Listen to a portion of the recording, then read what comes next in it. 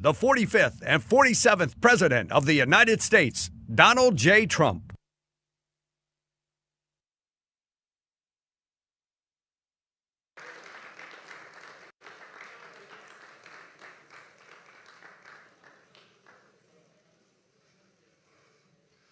That's a lot of press. Wow. Well, it's important stuff. And, you know, our team out here, they've all become stars, superstars, actually. But we want to thank you very much. We've had a tremendous time and I think a great success. And we just concluded a very successful NATO Summit here in Turkey. And I want to thank President Erdogan, who's really a great man. He's a great leader. He's a friend of mine, been a friend of mine for a long time. He's a strong person, a very strong personality, and that's why he runs such a successful and good country, and really a great, I would say, a great country. Militarily, he's very powerful. People leave him alone. But he's really done a fantastic job. And from the moment we got off the plane, you look at the airports were beautiful. They built a new terminal for our arrival. Everything was beautiful. And so I just want to thank President Erdogan, who's done a fantastic job in Turkey. And I also want to thank NATO Secretary General Mark Rutte. Mark is an extraordinary person, smart, great leader. It's not easy leading so many leaders like that. You get a lot of leaders, and they're strong personalities, every one of them. And Mark does an unbelievable job. Couldn't find anybody better. I just want to say there was tremendous love in that room. The press got to see the sitting, but they didn't get to see the speaking. And I actually said, it's too bad the press couldn't see this, because every one of them spoke for a little while, and I spoke for a little while. And it's a lot of speeches. We kept it short, but it's too bad the press couldn't have seen what we were doing in that room, because it was very smart people, and they have a lot of good in their heart, not evil, good. And they're doing a great job for their country. The world is doing well. We have, as you know, the oil is down. We'll see whether or not we keep it down. We should keep it down. We're doing things that should have been done 47 years ago with Iran. And I just want to say that throughout my first term and over the past 18 months, the United States has led a historic effort to dramatically increase the defense spending and to have equipment that no other country in the world has. When you look at Venezuela, when you look at Iran, essentially demolished their military in a couple of weeks. They had a good military, they had a good navy, they had 159 ships, every one's at the bottom of the sea. They had hundreds of airplanes, they're all gone. They were all lying burned up on the runways. They were totally decimated. Their radar's gone. Everything's gone. Their leaders are gone, frankly. And their combat capability is pretty low. They have a small percentage of missiles left. They have some of the missile launchers left, call them launching pads, but most of that's been destroyed too. So we have the strongest military in the world by far, not even close. Everybody admits it. Last year's summit in the Netherlands was great also, and we achieved an unprecedented agreement to increase the annual defense spending, and it's the benchmark, raising it from 2% to 5% of GDP, which everybody said was impossible. And now they're all thanking me, and most of the countries have agreed to it. We have a couple of that didn't, but I have a feeling they're going to, and pretty quickly. In fact, today they were very positive. One of them in particular was, I didn't think, a good team player. Today was a great team player. As all of the leaders understand very well, the United States remains by far the largest contributor to NATO, monetarily and maybe otherwise, and the strongest military anywhere in the world. And they respect us as a country. Again, they didn't respect us 2 years ago. They laughed at us. NATO laughed at us. Everybody laughed at us. They don't laugh anymore. There's no more laughing. This year we invested a record $1 trillion in our armed forces, and we're going to be asking for $1.5 trillion coming up. We have the money being spent on the best equipment anywhere in the world. In the working session this morning, we discussed the progress other members are making toward the 5% target, and they're making great progress. Many of these countries are very rich, by the way. We don't have to feel sorry for them. But it doesn't mean they're properly protected. There's a big difference. Some have truly answered the call, and others are making big changes and will be answering the call. I think I can say in all cases they're going to be answering the call. And we'll be taking in over $1 trillion a year toward defense. And that's a tremendous amount of money. It's a big up. They were at 2%. They were actually at 1%. I got them to 2%. Then I wanted to get them to 5%. And we got up to 5% the last time. And they're, just again, if you could have seen the respect and the love in the room, and it's love really for the country, for our country. I don't want to say me because you'll say, oh, he's so conceited. He's such a conceited person. But they do. I mean, they like the job I'm doing. They said, sir, we love you. These are grown people saying that. Isn't that nice? Maybe, I don't know, maybe they're trying to get to me. And in a way they did, because there was tremendous unity in that room. And I urge all nations to accelerate their plans to get the benchmark as quickly as possible. The benchmark is going to be that 5% number. That's the number it should have been for years. As a result of the commitment we achieved last year, defense spending of other NATO members surged by more than almost $150 billion in 2025, and much of that money is being spent on American-made equipment. They all want American-made equipment. We're pushing very hard to have the defense companies, and they're great. We make the best equipment. The Patriots and the Tomahawks and everything we have is considered to be the best. Not by me, it's everybody wants it. I wish we made it faster because we could sell as much as we could make. And as you know, I had Lockheed and every one of the companies, all of the companies who are Raytheon as an example, Boeing. So many of those great companies are now building plants. They had big plants, but they were using them 24/7. I said, that's not the way to do it. You have to build more plants. You don't have to just go overtime. No tax on overtime. Remember that, please? No tax on overtime. Those people are happy. But they were doing literally 24 hours to get the Tomahawks done and the Patriots done and all of the other defensive and offensive equipment done. It's the most sought-after equipment in the world. You saw that with Venezuela, where they had a lot of great equipment. It wasn't ours, and it didn't work.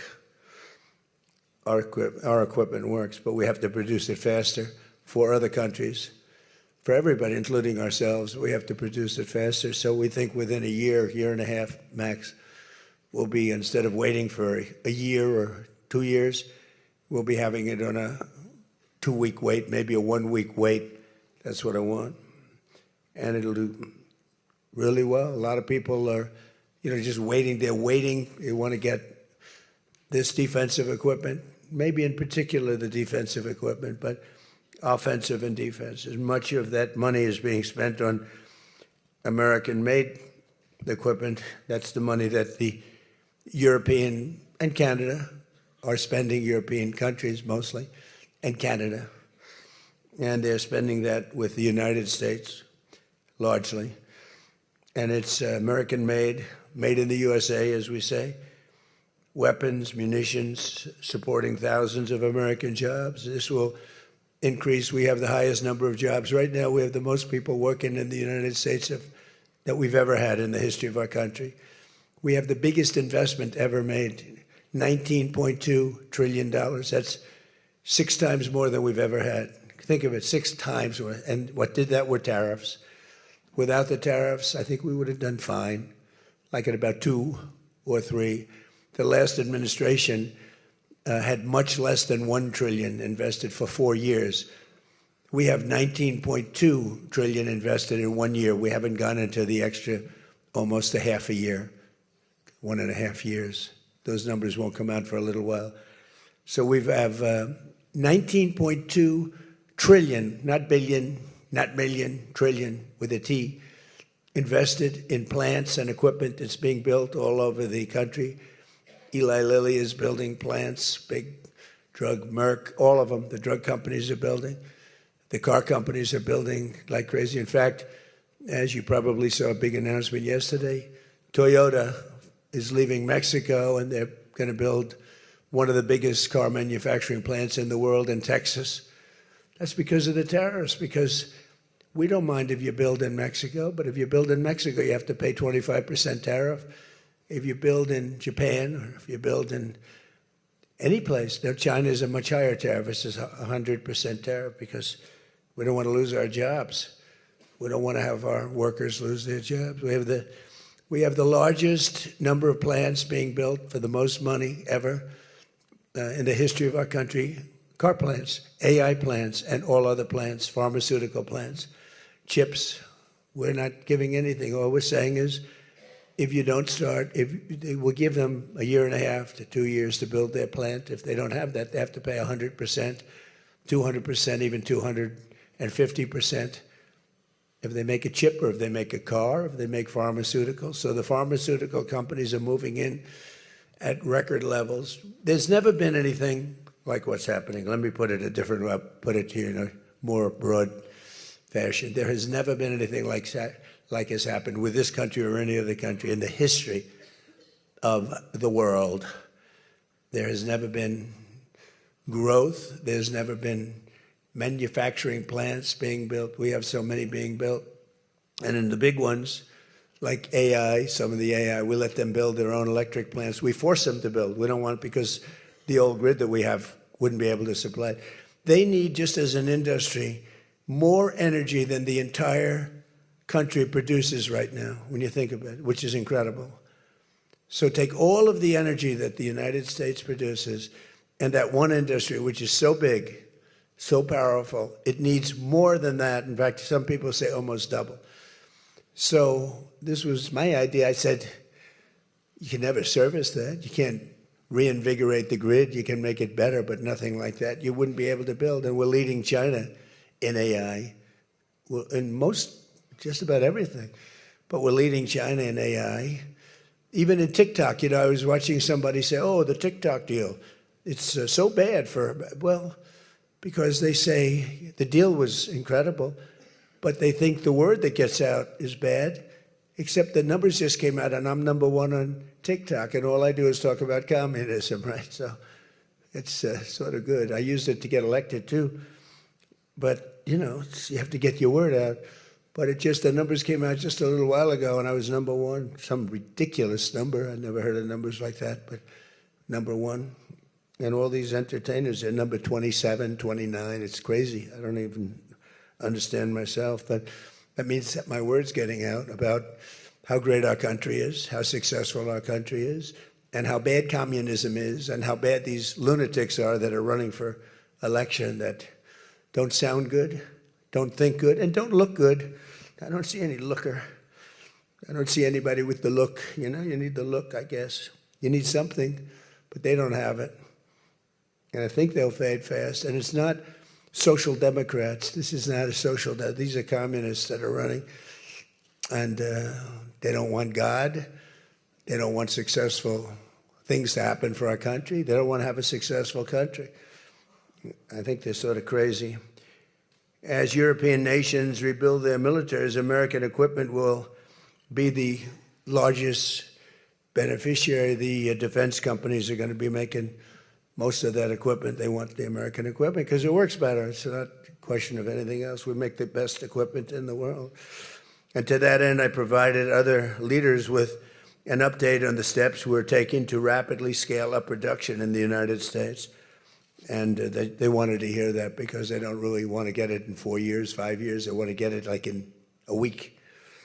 And we'll actually be at a point like that in the not too distant future with the plants that are being built. The defense plants, it's incredible. Lockheed is building, I think, 5 Some of them are building 3, 4, or 5, and they're big ones. It's going to quadruple the output of we have with the munitions and the basic equipment itself, whether it's a Patriot or Tomahawk missile or any of the missiles that we make many missiles, different types, for different occasions. And just today at the summit, we announced $3 billion of new defense investments with U.S. companies. And Lockheed Martin will establish a world-class Patriot missile sustainment facility, a big deal in Europe. They're given a tremendous incentive by Europe to do that. All goes to the benefit of us and Europe because they're getting the best equipment. Northrop Grumman is moving forward with the sale of advanced American drone technology. We're actually the leader in drone tech. A lot of people don't know that. We have the most sophisticated drones in the world. And we're a real, I guess we're the leader, but we'll soon be the leader by many times over. And Lockheed and Rheinmetall are announcing a partnership to build the Army Tactical Missile Systems, which is a big deal. And Anduril is announcing a deal to build their new Barracuda missiles, which is a very highly sophisticated, fast missile, and we're doing that for Poland. Poland's doing very well, by the way, with a very, very good president, great president, I think. All of these agreements directly benefit the U.S. defense industry and base, and what it really does is it means jobs. And again, I have to just say that when Toyota announced yesterday, I wasn't that surprised, but everybody wanted to get that. That's the largest, I think it's going to be the largest plant in the world, car plant, and they're moving into the United States. And again, they're doing that to avoid paying the tariff, because if you build your product here, you pay no tariff. If you don't, you pay a 25% tariff, depending, 35% sometimes 100%, 200%, depending on what the product is. As an example, we're doing great on steel because we charge tariffs. So now all of a sudden the steel industry, which was absolutely dead a few years ago, I revived it in my first term, pretty good. And then they blew it in the Biden term. What a shame. They just blew it right out the window. They had no idea what they were doing. And I quickly revived it at the beginning of this term, year and a half. And the steel business is through the roof. We don't even make aluminum anymore. Now we're going to have the largest aluminum plant in the world being built in Oklahoma. I love Oklahoma. 77 out of 77 counties, 3 times. And it's great. It's a great state. They're going to be building the largest aluminum plant in the entire world in Oklahoma. It's starting very soon. Over the course of the past 2 days, I had a number of excellent discussions with other leaders at the summit and held productive bilateral meetings with essentially all of them. We had dinner last night, just about all of them were there. President Erdogan of Turkey, as well as President Zelensky, and he just came in, as you probably saw, had a little press conference, and also President al-Shara of Syria, who's doing an unbelievable job in unifying Syria. What a job he's doing. Syria was a mess with what happened with the previous government, you know that. Very dangerous place, and now it's just come together. He's done a fantastic job. People are talking about it. In every conversation, it was clear that America is back, and we're stronger and bigger and better than ever before. We have more jobs, as I said, than ever before. And we're respected again like maybe never before. We are so respected as a country. That's why I wish I told the Secretary General, Mark, I said, it's too bad the press could not see what's happening in this room. You saw the big round circle with all of the leaders of all of those countries. And I don't know, I think they should allow it. The theory is that they won't be speaking quite as freely and it won't be quite as good, but who knows? It was amazing, actually. The unity in that room was incredible. Really a love. It was sort of pretty wild. There was a love in that room that was great. So this was a tremendously successful summit. And again, I want to thank President Erdogan, Turkey, and so many of the presidents, prime ministers. They were all here from NATO, the NATO countries. And in particular, we have to thank the Secretary General Mark Rutte for doing a fantastic job. He really put on a tremendous, his was just something, he's a unifier. He's a tremendous unifier. So I could take a few questions. We've done a few of these already today, so I don't think we should take too many. I don't think we should take, right? So we're going to keep it a little bit short, and I know a lot of you are going home. Some are going with me. So go ahead, please. Sir, yes. Yes. No. The gentleman right here. The very tall gentleman who's very insecure. He doesn't want to ask the question. He's a handsome guy, but he's very insecure. Go ahead. Do you want to shout it out? Give him a mic. How about giving him a mic? He shouted out. Mr. President, your operation in Venezuela has been lauded as a military success, and yet the Iran war seems to be a strategic dead end for you. Why are you apparently unable to end the Iran war? So I think we're doing just the opposite. The Iran war has been a tremendous military success. And, you know, I can only answer the question by saying they're not going to have a nuclear weapon. I think I was there for one reason, that Iran cannot have a nuclear weapon. I call it, we denuclearize Iran, and that's happened. They will never have a nuclear weapon. That stuff is so far down under a mountain. It's a granite mountain that collapsed on top of it. Take months to get it out. I think it's a tremendous success, Iran. And you see the oil prices are lower than they were when I started. And people like to say that, but look, they have no military left. Their Air Force is gone. As I said, their ships are gone. 159 ships are gone. They're at the bottom of the sea. Their radar is gone. Everything's gone. So when you say not a success, it's a tremendous success. The fake news likes to say how well they're doing. They're doing terribly. They have 350% inflation. When the war started, they had like 6%, 5%. They want to make a deal, but they don't know how to make a deal, and then they go around shooting ships at night. I don't like that. You know, they're dealing with very fine people. They're dealing with Steve Witkoff. They're dealing with Jared Kushner and J.D. Vance, and they're dealing with Marco and Scott. They're dealing with great people, but I don't know. I think they're a little loco. They're a little crazy. But they told us they'd like to go to the funeral of a person who was killed a lot of people. Khomeini killed a lot of people over the years, and there for a long time. Don't forget, what we did should have been done 47 years ago. It could have been done any time within 40. This has gone on for, they were the bully of the Middle East. So they're a much different country. Now, in one day, all of their anti-aircraft things are gone. That doesn't mean they're not going to get a plane at some point. But all of it's gone. Everything's gone. Their leaders are gone. They had leaders, they're gone. And they had another set of leaders, they're gone. Now they have another set of leaders, they may be gone. Who knows? And you know what? I may be gone too, because I'm their number one target. It's out all over the place. I'm their number one, because they're scum. That's the way they act. And that's the way they've done it for 47 years.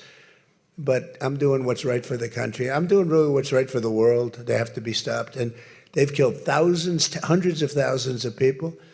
They killed 52,000 protesters over the last 3 months.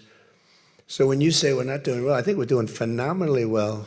Our military has been incredible. Plus, we had a blockade. Did we have a blockade? Did you ever see a blockade work that way? You know, for you that said we're not doing well there. We did great in Venezuela. That was a one-day war. And they're very good military. You know, it's a very military country. We took out one of the worst human beings in the world, Maduro, and he's in jail waiting for trial. But what he did to this country was incredible, including the fact, not only the drugs, but he had people pour into the country from prisons. They opened up their prisons. They allowed them to come in. We're getting them out. We're getting them all out. But we have, with the Biden open border policy, with Kamala as your border czar. Remember, she was a border czar, but she never called Border Patrol, never once, and she never went to the border. The border was a disaster. Now it's fixed. It's fixed where we have nobody, and I don't do these numbers. 0 people come in through our border, through our southern border. 0. And that's been announced now every month for the last 12 months. 0. We had millions of people come in, under 25 million people, I think more than that, under Biden. And they weren't people that you want, and for the most part, they were drug dealers. They were escaped from, think of it, all the prisons, and I'm not just talking about from South America, I'm talking about from the Congo, I'm talking about from all over the world. The prisons were emptied out. They were emptied out into our country, but they had the worst murderers. We had people allowed in our country that should never, and they walked in through an open border policy, and all I'm saying is that you're lucky we won this election. Yeah, please. Go ahead. Go ahead. No, yes, go ahead. Who you with? Why don't you say your name and who you're with? It's always helpful. Thank you, Mr. President, for doing this. Iris Tao with NTD, with a sister media with the Epoch Times. Okay. On communism, you've been issuing a wake-up call to Americans at home about the dangers of communism. And now you're speaking on the world stage. What's your message to people both living under communist and socialist regimes, but also people living under democracies like in Europe and America who might not have realized how close communism has come to home? Yeah, that's a great question, actually. But look, I want to get the word out because what's forming is communism in the country. And communism's easy to sell. I would be the greatest communist in history. I'd be right up there with Lenin. I'd be as good as anybody. You've got free rent for the rest of your life. What they don't say is that you'll be living in squalor in 12 months. You've got a free house. Would anybody like to have a free house? We'll take it away from somebody. We'll give it to you. You'll have murders all over the place. Communism's a disaster. It's been proven to be for thousands of years under different names, but same thing. It's very important. And, you know, it's funny. One of the reasons I do so well with Hispanic people, I set a record, Republicans. I get great numbers for the election, helped me get elected in a landslide, the Hispanics, because a lot of them came from countries that were essentially communist. You know, whether you call them radical socialist or communist is not that much, but there's a little difference. When they say social democrats, we're social democrats, it sounds so nice. It's not nice, it's a very dangerous term. So I do talk about it, and I talk about it on TikTok, and I talk about it everywhere. I talk about it here. And you're right, it has become international, but it's never worked, and it's not going to work. What is working is the United States. So think of it, we have more jobs than we've ever had. People are making more money than they've ever made. I'm talking about workers now. I'm talking about workers. They're making higher salaries than they've ever made before. It's just the best system, and it's got flaws, but everything's going to have a little flaw, but it's been amazing. And when I watch what's happening, and I see these lowlifes getting, I mean, they're lowlifes. I watch them. I know good people. I know quality people. These are essentially lowlifes. And when I see what they're talking, I think they're very dangerous in many ways. And I've said it, and then I said, boy, that's a pretty big statement. Then I realized, you know, a couple of people said, I think you're probably right. I think this country, with this thing that's going around, is in more danger than it was during World War I, World War II. If you talk about September 11th, if you talk about Pearl Harbor, that was big danger. I think the concept of us going communist, because one thing that happens when you go communist, you never come back, never comes back. You die in squalor. You die a horrible death. You die in squalor, and it gets very evil and very nasty. Yeah, please go ahead. Mr. President, Tyler Pager with the New York Times. Last month you said Iranian leaders were very rational people, nice people to deal with, strong people, smart people. Today you said they were scum, sick people, and being led by sick people. What changed, and do you think I got to know them. So I've said that about a lot. Now, when you say rational, I think they're much more rational than level 1, level 2. Level 1 is gone, level 2 is gone. This is level 3. I think they are more rational, but based on their actions over the last week or two, they're not doing a service to the people. And I think more than anything else is I got to know them. And I'm not sure I want to make a deal with them. We can play games, but I'm not sure I want to make a deal. Let's just finish the job. Yeah, please, go ahead. Go ahead. Go ahead. Go ahead.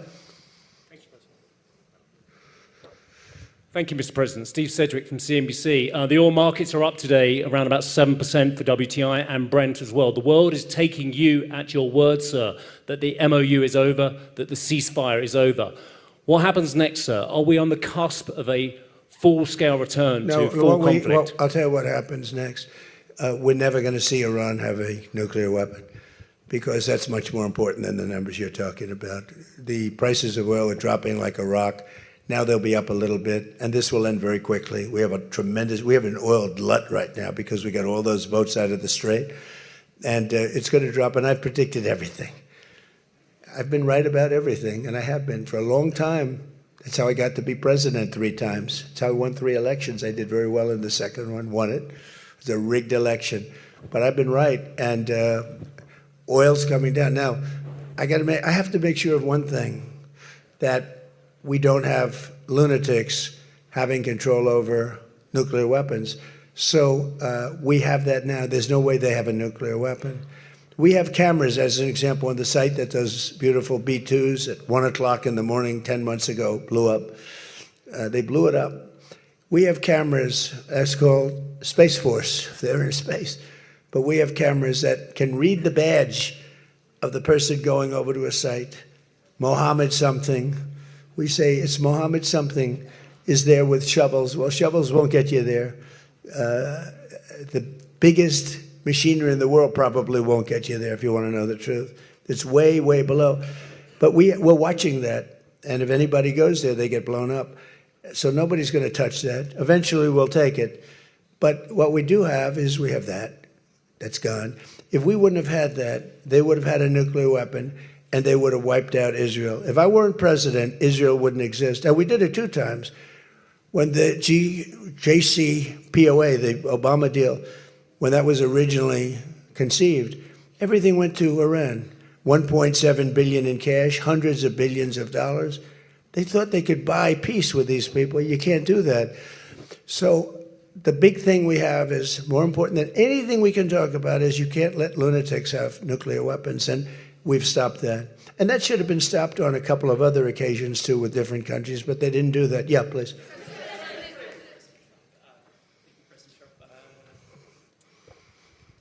Stephen Nelson from the New York Post. I'd like you to address speculation that you're leaving Ankara not in the new Air Force One because of security concerns involving Iran. You've spoken today twice about them possibly assassinating you and possibly being successful. Did that concern have something to do with it? Well, I speak about it a lot because, you know, the life of a president is very dangerous. It's 5.2%. You know what a race car driver is? 1/10 of 1%. A bull rider, that looks pretty dangerous to me. It's 1/10 of 1%. No, it's 5.2% is you don't make it. You should have told me. You're an excellent reporter. You should have told me that years ago. Maybe I wouldn't have run. It's a very dangerous profession. No, I'm number 1 on the kill list for Iran. They're lovely people. I'm number 1. So I don't know. I can't tell you that, but I don't really care because I'm doing my job, and I'm doing it, I hope, better than anybody's ever done it, because we have a country that's hot and really, really successful. But I mention it only because it's on the list. I mean, it came out. There was another list came out yesterday, and I'm number 1 on. I like being number 1 on TikTok better, but I'm number 1 on the list for killing. Go ahead. Hey, Sean McCreesh, New York Times. But why aren't you flying the new plane home? Say what? Why aren't you flying on the new Air Force One home? It's flying to Europe, to one of the big bases, 2 or 3 of the big bases, where we can show it to the people. And we'll be going home by normal methods. But we have it going to Europe, to a couple of bases, actually 1 in particular, but it's going to go to a couple of bases, stop, so the soldiers can see it, because it's truly magnificent. Yeah, please. Go ahead. You want to go? Okay, go ahead. Mr. President, Harici Media, Tunç Akkoç, Türkiye. Mr. President, it seems that the war with Iran may start again. What do you expect from your European allies? I don't think it's going to start again. I think it's going to go very quickly. They hit a couple of ships, and so we hit them much harder. When they hit, we hit 10 times harder. You know, we hit much harder than they do. We have a lot better equipment than they do. We may even, somebody asked before, do you think you'll hit them tonight? I said, we might. Yeah, we might. But when they hit, we hit. You know, it's what we use their language. We speak their language. No, I don't think so. I think anything that happens is going to be over very quickly, and will only make it safer, including for oil. Oil is going to be very free, very easy, and it's going to happen very fast. We have the Hormuz Strait. The boats have pulled out. I mean, there's a gusher of oil right now. We have a lot of oil. And no, anything that happens is going to happen very fast. We're not looking for long term. Okay, go ahead, Red. Mr. President, you said today, Ines de la Cuetara with MS Now, you said today that countries... You're with who? MS Now. MS Now. That's a failing network. Why would you want to work for them? MS Now. Can you imagine?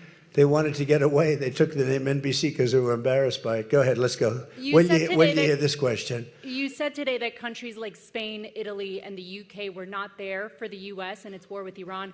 Should those countries be attacked, will the U.S. be there for them? Well, I'll tell you what. Number one, Spain has been very bad, but you know Italy's been good, and almost all of the countries have been good. They just had a bad moment. They didn't help us. We didn't need their help, but if we would have wanted their help, I said, by the way, if I want help, Sir would rather remain on the sidelines, and I didn't like that answer. UK gave an answer that was sort of weirder than that. They went out. I said, would you like to help? They said, we do, but we want to wait till the war is over. This was not in the spirit of Winston Churchill. So, yeah, I mean, I'll tell you what, I can only say if there's one word that comes out of today, it's unification. I've never seen anything like it. Every one of those countries, they love us, they love each other. That was tremendous unification. It was a nice thing to say, and it was a very fair question, too. Yeah. Green? Yeah, you're wearing green, right? Thank you, Mr. President. Eda Turul from Haber Global TV, Turkey. Mr. President, after your meeting with President Erdogan, can you tell us whether you and President Erdogan reach an understanding on Turkey's return to the F-35 program and the future of U.S.-Turkey defense cooperation? And do you believe U.S.-Turkey relations are entering a new chapter right now? Well, I had a great relationship in my first term. You remember Pastor Brunson, and he was put in jail for 35 years, and I called. He was an evangelical hero, actually, very good man. And I called President Erdogan, and he let him out. I didn't pay anything like Obama and Biden pay billions of dollars all the time. I never paid any for anybody. I just tell him, let him out. Let him out. But in this case, I didn't say it the second way. I said it the first way. I said, look, he's a good man. He's highly respected in the evangelical, and I'd like you to let him out. And he was in my office, in the Oval Office the following day, Pastor Brunson. I had a great relationship. When Sleepy Joe Biden got in, bad things happened with a lot of things between the border. Everything was bad. We were laughed at all over the world, and we had a very bad relationship with a lot of countries. I think Turkey was one of those countries. But that changed on November 5th when we had the election, and it's one of our best relationships. We have a great relationship, and they're talking about the F-35 airplane, and it's the best plane, and everybody wants it, and we have to make a decision who we give it to. I mean, my inclination, because he stayed out of, he's not a huge fan of Bibi, and he's not a huge fan of Israel, but he stayed out of that war. He could have gone into that war very easily, and he didn't. At my request, he stayed out of that war. He's been a very good ally. I mean, Marco could tell you we have a very strong relationship with Turkey. You know, it's a very big country. It's a very powerful, militarily, it's the second most powerful country in NATO. It's a NATO country. So whether or not we do that, I haven't totally made up my mind, but my inclination is to say, look, he's done everything. He's helped us in so many different ways. And you know who else has been good to us? China. China never came into the war. They get 50% of their oil from Hormuz Strait. They never came into the war. They never said, I'm going to send a ship in 5 destroyers along each side of the ship. They never did. No, President Xi's been great. Everyone's been sort of great, to be honest. You know why? Because they respect our country again. They laughed at our country. They thought we were a bunch of fools. They saw a president that couldn't talk, he couldn't walk. He was a disaster. They lost respect for our country, but now they have more respect for our country than they've ever had before. Thank you all very much. We'll see you back. Thank you very much, everybody.